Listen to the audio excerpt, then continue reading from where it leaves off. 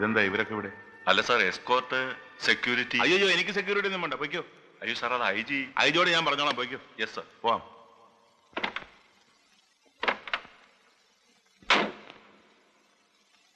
ഇച്ചിരൂടെ നീങ്ങേ. എന്തിനാ മുമ്പിൽ തിരക്കുന്നത്? ഇവിടെ കയറിയോ?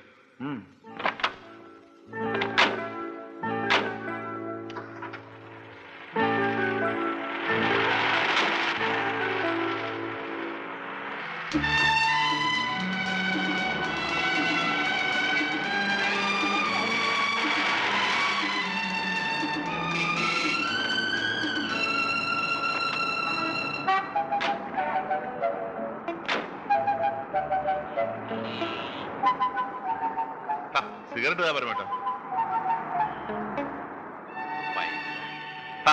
ഇതെന്തൊരു കഷ്ടം. അതെ,